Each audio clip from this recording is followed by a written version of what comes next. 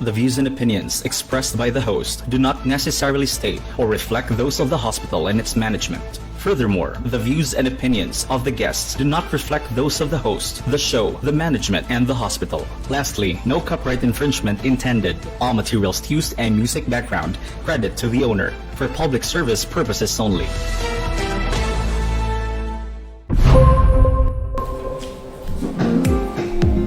Wow, good evening mga ka-quarantine! Good evening mga ka-quarantine! And this is Debunking Myths!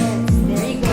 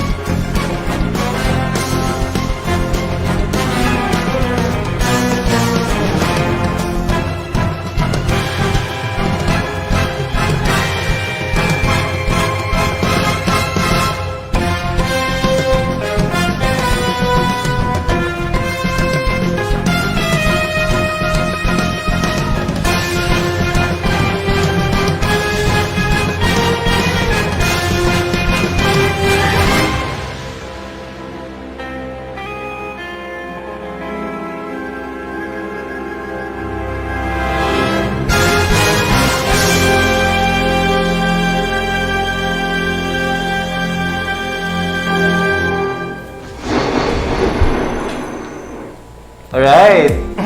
Wow, that's the...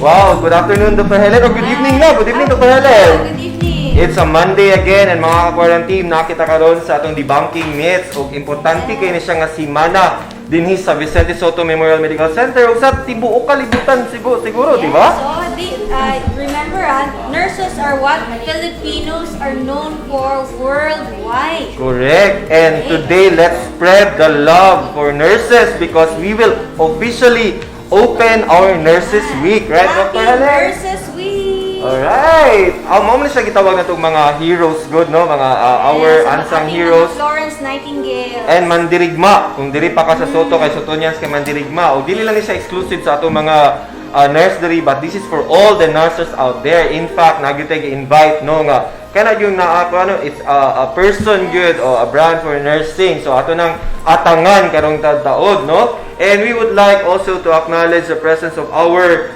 viewers, no? Mga viewers diha sa mga panimalayog bisag asa mo ron dapita kupte inyong cellphones kay kung love ninyo ang mga nurse unsay buhaton. So you watch party, you share, you like, and share the hearts. Yes, share the heart for our nurses and don't forget we have our social media platforms na atay Facebook, Twitter, and also YouTube. For Facebook, Dr. Helen? On Facebook and on Twitter, we are at official BSMMC. And on YouTube, we are Vicente Soto Memorial Medical Center. And if you would like to send us your posts, videos, to share the love, share your messages to our nurses all over the world, you can always send us an email at vsmmc_osm@yahoo.com. Correct. O daghan kayong salamat sa atong mga mga viewers karon online. Ubay-ubay, no?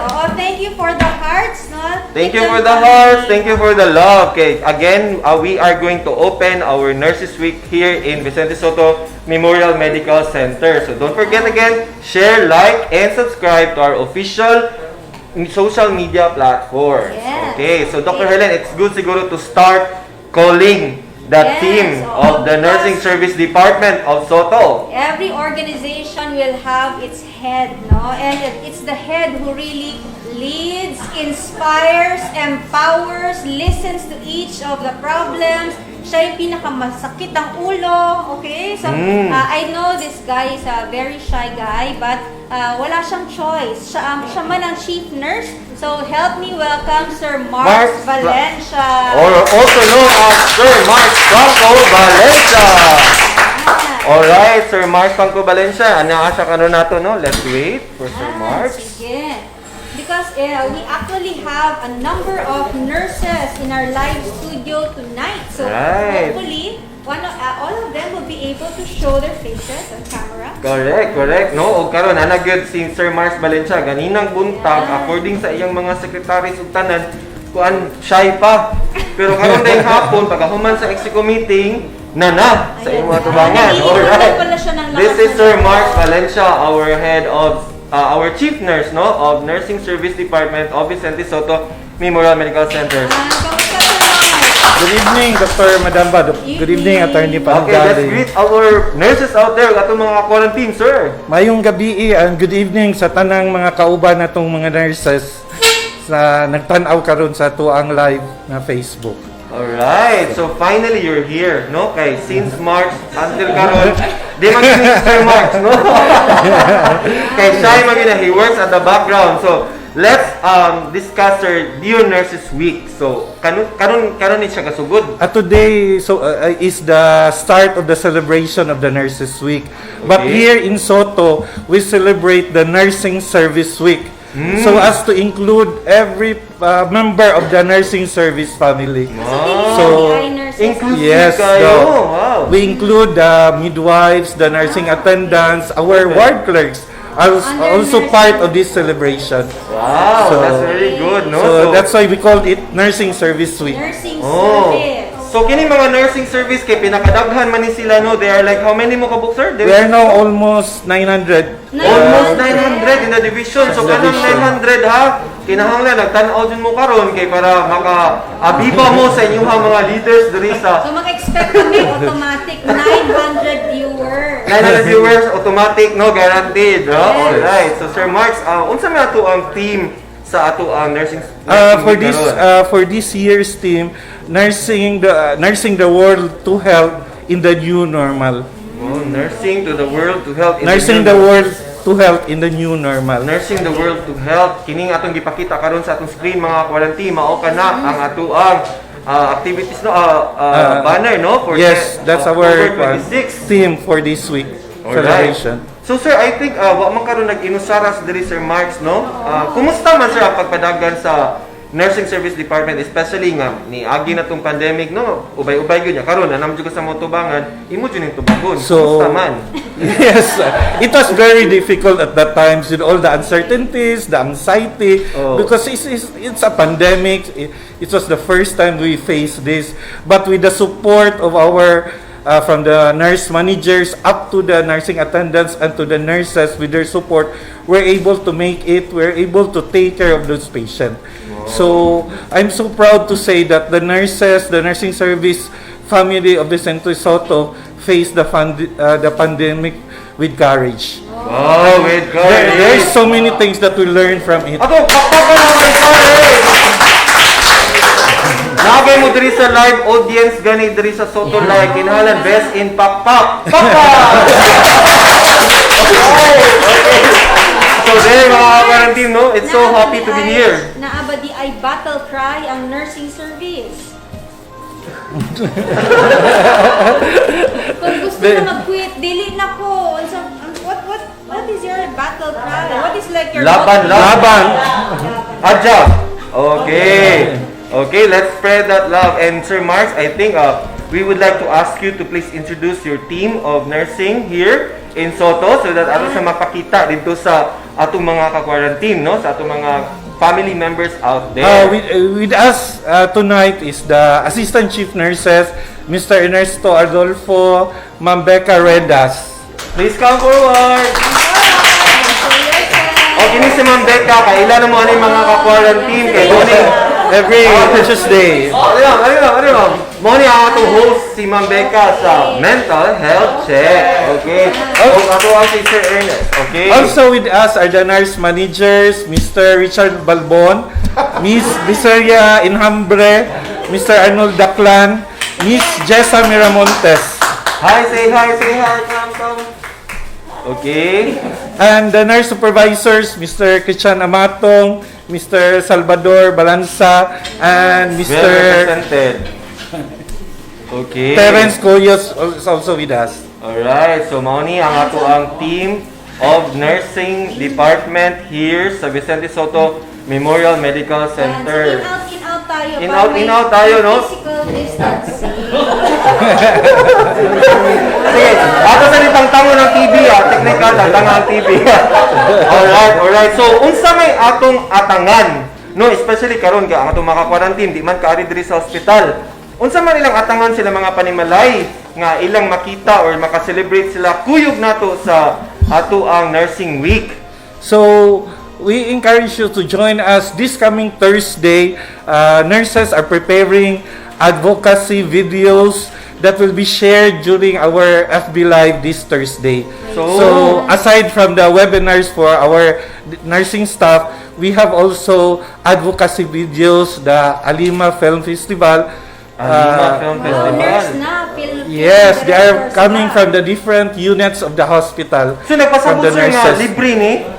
Yes, Makita attorney. nila sa online, Yes. wala sila paliton nga ticket? Wala. Wala, It will be part on libre. this Thursday's activity. Wow, that will happen sa Soto natin to. Natin to, Oh, no, it's very nice. So Alima, can you flash it again, no? Alima Film Festival. Alima meaning care. Care, yes. Oh. It's an advocacy film created by the nurses and different nursing staff. No, mahilak na sa ni si Dr. Helen Annie. Right. So, thank you so much for that, no? And napatay webinars? Unsa ning atong mga webinars? Yes, sir? we have different webinars which was the kick-off was today. We have about mental health. We talk about depression among healthcare workers. Then mental health on the new normal.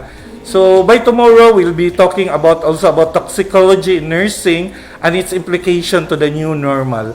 So it's all about the changes, the new normal that we're going to go through. Wow, very good, no? Full pack jud kaya to ang kuan activity sa nursing Then, week. Attorney, we have also a simulation towards health workers' safety for patient safety. So when is that, sir? That will be on Wednesday. Wednesday via Every day Zoom. this week. Yes, every day we have activity in the morning and in the So asa man ni makita ba ni nila sa live nato, sir? No, it's only for the staff. For Nursing the service staff, staff, nursing. yes.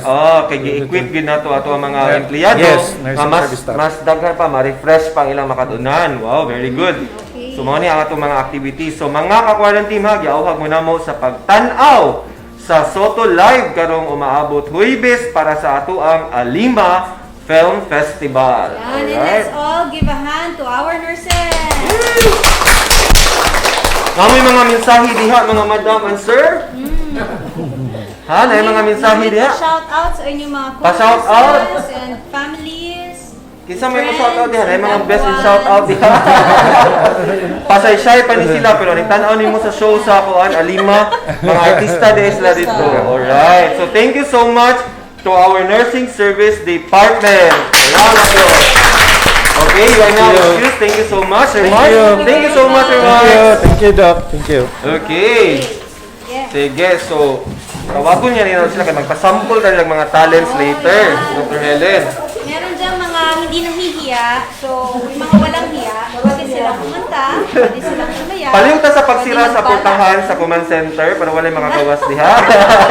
Kaya natin mga pasample, alright? So, this tonight, no, importante man jud kay nga nag-update ta sa atong nursing week, no? So, og dapat jud madunggan pod nato nga ang nasa tay authority to debunk since Yes, this is debunking myths man atong hisgut-hisgutan ang nursing profession. Mga Okay, myths base natin mga ka-quarantine na gusto pod mag-nursing. So, Yeah, ito mga gusto. naana sa senior high school o mag-choose na sa ilang college na course. They Correct. might want to consider the nursing profession. ingon man sila na may myth, Dr. Helen, Okay, nga yeah. So, kung di we ka are- man nurse, panguyab og nurse. Oh, Oo, kaya.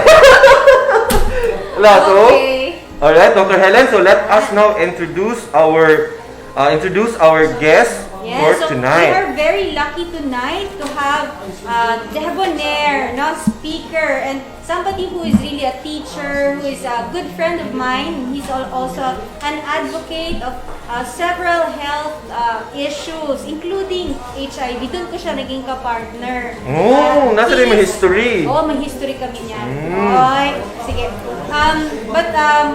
He's very humble, but I'd like to brag na he's very active in everything that he does, even in social media.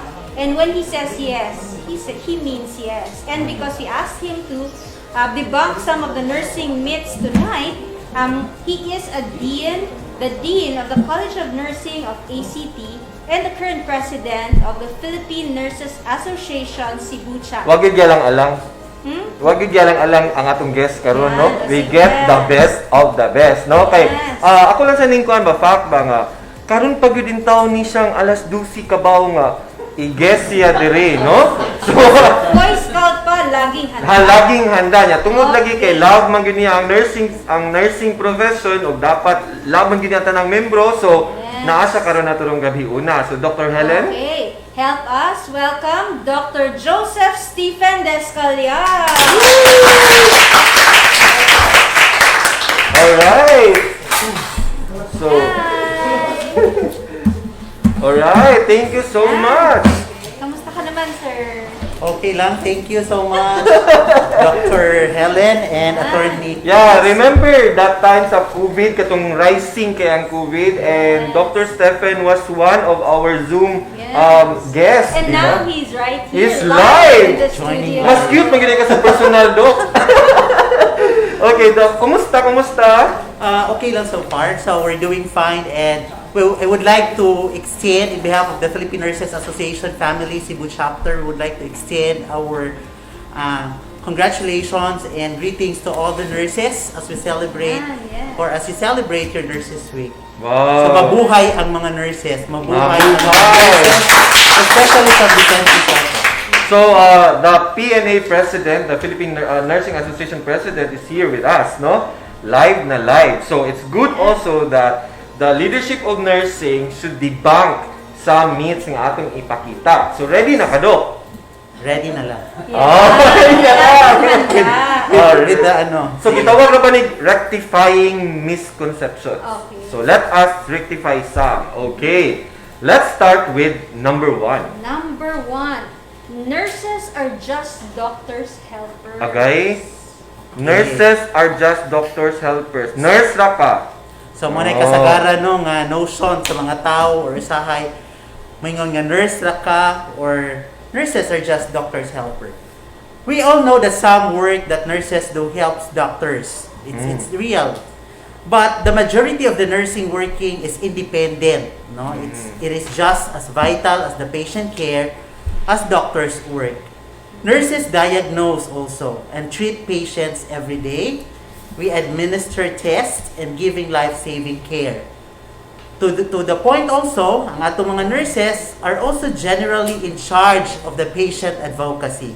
And especially in education, which means that it is the nurse, it is not the doctor, that will make sure that when the moment ang atong pasyente mo gawas sa hospital, kahibalo siya ang pasyente on what to do or how to do the procedures. Ultimately, their call on how the proceeds of these nurses in saving lives so mentally relegating to the position of doctors' gophers. It's not only unfair, but it is just a plain inaccurate. Wow, so di na tinuod. So, di na siya Debunk, okay? So I think if this was a modified true or false statement, no, nurses are partners of doctors in providing care to their patients. So, really Correct. helper.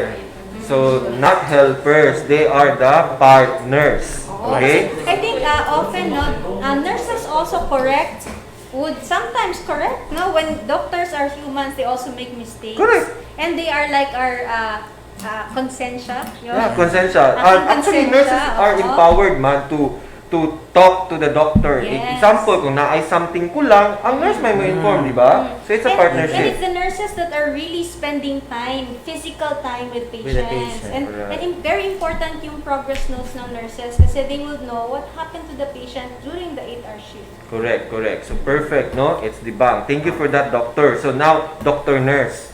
Yan. Okay. Now, let's go to the second myth. Okay. Second, the nurse is always all around and multi-purpose. Well, saan cooperative? Multi-purpose cooperative. Cooperative. Okay, let's Okay. deal with number 2. Mm. The 21st century nursing is a glue that holds a patient healthcare journey together. beyond the time-honored reputation for compassion and dedication lies a highly specialized profession which is constantly evolving to address the needs of time. Nursing, as we all know, can be described as both the art and the science. It is the heart as well as the mind. In a field as varied as nursing, there are responsibilities can range from making acute treatment decisions to providing inoculation even in the schools. Wow, no, that's kuan good. It's debunked now nga inani gud ni ang kuan sa nurse, no. So what? So, naa di ay specialization even in nursing. Yes, that's why they're geriatric, di ba? Med-surg, they can go also for administration, di ba? So that's the field. It's not like tanana imuha, no? So there. Actually, nursing is much like medicine. Kaya Correct. art Okay. and science. Art and science. also. Oh, great. So nursing is an art and science. Okay. What is science? Forget about it. Okay. Now let's go to Okay. number 3. Okay, number 3. Anyone can be a nurse. Okay. Anyone can be a nurse. Di gid siguro oy, wag gi ko man-nurse lagi. Lisod ba ya? Sige. No? So, with the stories about shortage of nursing or the nursing shortages, many people get the wrong impression that just about anyone with minimal training can get the job of a nurse. The type of nursing education that you receive, number 1, Okay. passing the Philippine Nursing Licensure Examination or its counterpart examination. So, it's a profession. And the experience that you have earned matter a lot when you are looking for a nurse. No matter what the nursing situations, facilities that needs nurses, still want to hire just anyone. Only those who are truly qualified and passionate about what they do will make the cut. Wow. Oh, grabe, So, grabe. hindi pwedeng maliitin ang nurses. I think Dili there was a politician before, Yeah. no, that said, oh, basta na may training, nurse na yan. Hindi na pwede. That's why Yun na that's why the pwede. Philippine Nurses Association was aming issue ta o kuan adto nga Official statement, no? Official statement. Di na siya sakto because being a nurse is so hard. Like, kana lang daang magkuan. Kana bitaw mayon ko sa mag-orient ko sa mga new nurses. Mingon ko nga, remember the times nga nag-skwela pa mo. Yes. Pila mo ka oras way tulog. Nya karon nga nagtrabaho na ta ato nang ampingan because we are now practicing the profession. Dili tanan kapasar sa Board exam. Dili tanan kapasar sa mga subjects sa nursing. Dok, curious lang ko. Unsa pinakakalisod nga nursing subject? Usually depende sa Bright man ka, so why lisod nimo? Unsa may pinakalisod? Pero depende sa tao. Kaya usahay kung asa imo ang gusto ba. So sayon na nimo, but posible there are some nga mas moingon nga lisod ang medical surgical. Nay uban nga lisod ang pharmacology. No, and even there are some also nga lisod ang leadership and management and most especially lisod ang research. So these are the depende kung asa tamuhiyang. So posible sayon siya kung ganahan jud ka. So, sayo na din mo sa math, walang no? one size fits all, no?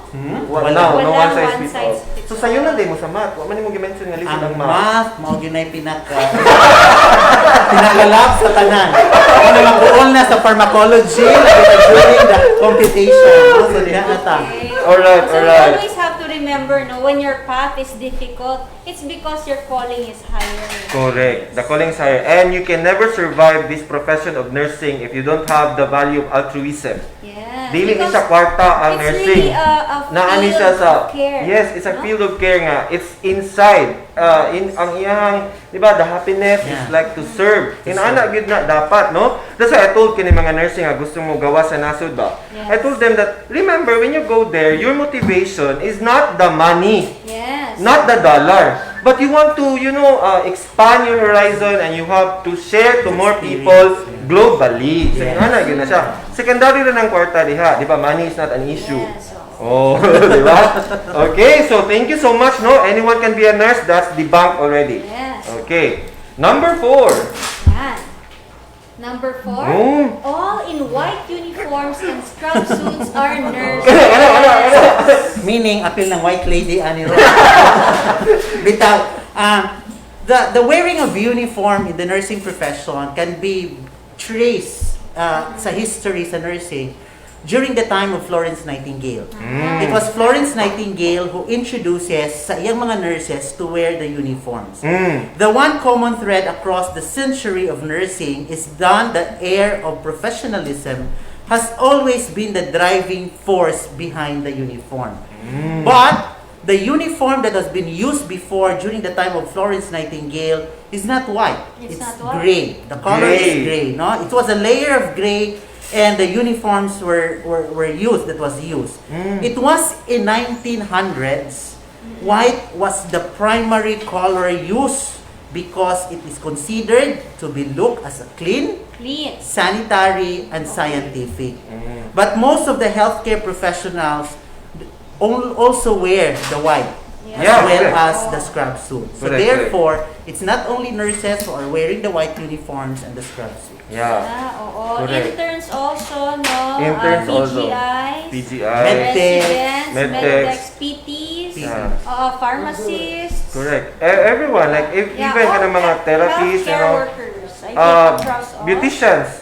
Really? Yeah, they wear white. Then also kanang sa spa, di ba? Most of them also wear white. So dili lang ang white sa uniform sa nurses. And ni-evolve na sa baya ang colors and the uniform. Makita ninyo mga quarantine nga naman ang uban ingon sa nga ang ila kuno uniform mura kunog sa SM, no? Ang ila kuno po uniform mura po kunog sa kuan kay nay nag green, nay nag blue, nay nag kuan. But there's no prohibition on what to wear. Wala na.